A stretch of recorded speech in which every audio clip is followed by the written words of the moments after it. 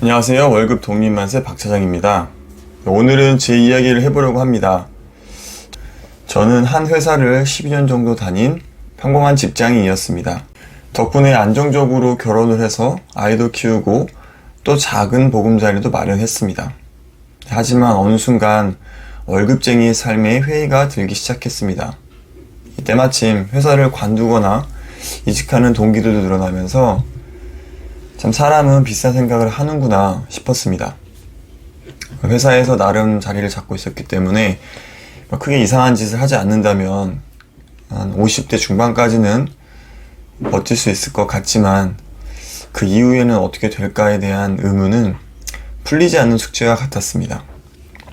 특히 나의 미래가 될 직장 선배, 부장님들의 모습을 보면 사실 그렇게 따라가고 싶은 인생은 아니었습니다. 마흔이라는 나이가 주는 부담감이 컸던 것도 사실이지만 이제 더 미루게 되면 월급쟁이에서 벗어날 수 없겠다는 생각이 들어서 저는 육아휴직을 선택하게 되었습니다.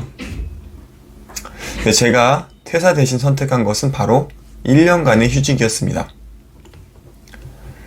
경제적 자유라는 단어에 매료되었던 게 한 3년 전쯤인 것 같습니다. 저에게 영감을 주었던 분은 청울님이라는 분인데요. 만나뵌 적은 없지만 이분의 책 나는 오늘도 경제적 자유를 꿈꾼다, 이것을 보면서 나도 이렇게 살고 싶다, 그동안 안정이라는 이름으로 내 안에 가두어뒀던 그런 야성이 깨어나는 것 같았습니다. 그때부터 새벽 기상도 하고 부자 관련된 책도 많이 읽고 부동산 관련 수업도 찾아다니고 스터디도 참여하면서 재테크에 관심을 가지기 시작했습니다. 그러는 사이 회사가 점점 어려워지면서 희망퇴직을 받기 시작했습니다.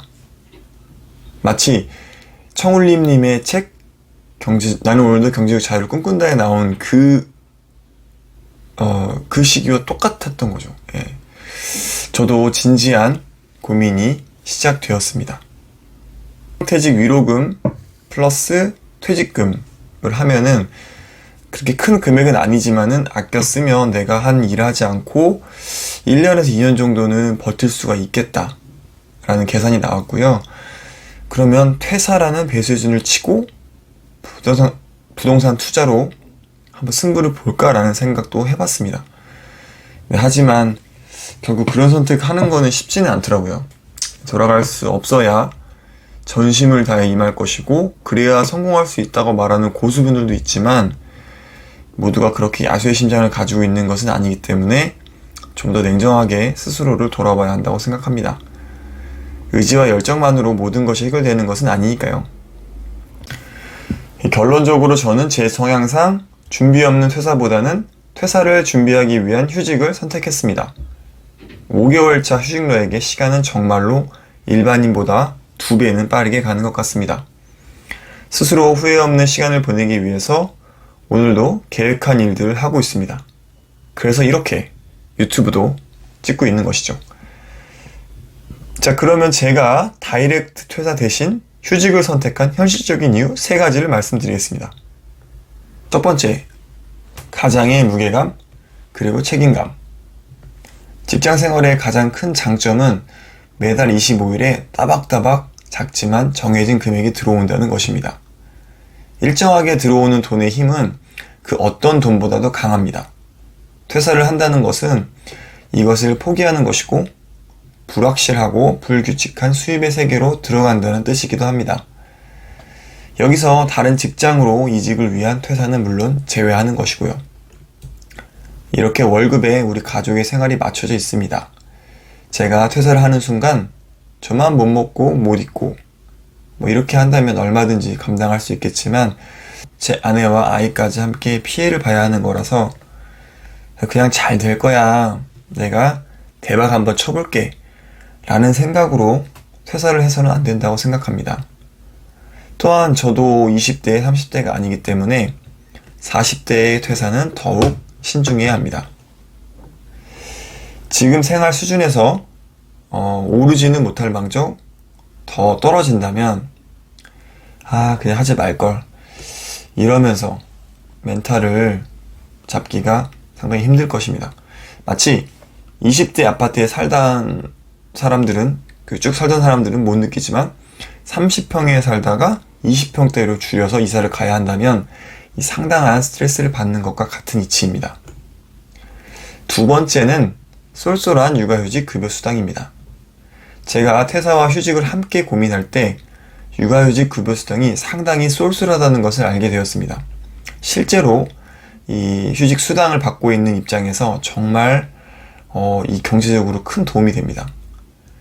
특히 아빠 육아휴직 보너스라는 이름으로 엄마에 이어서 아빠가 휴직을 하면 3개월간은 최고 250만 원까지 지급을 해주고 이후에도 100만 원 정도 지급이 되기 때문에 가뭄의 단비와 같이 소중합니다. 물론 이 월급과 비교할 수는 없지만 퇴사를 해서 당장 수입이 제로라고 생각을 한다면 얼마나 감사한지 모릅니다. 또한 내년부터는 육아휴직 수당이 더 올라서 최대 300만 원까지 지급을 해준다고 하니 짧게라도 무조건 하는 게 좋을 것 같다는 생각이 듭니다. 마지막으로 퇴사 연습생 준비 기간으로 이 휴직을 활용할 수 있습니다. 유튜버들의 퇴사 브이로그를 보면 회사 다닐 때 준비를 많이 하고 나와야 된다고 이야기들을 많이 합니다.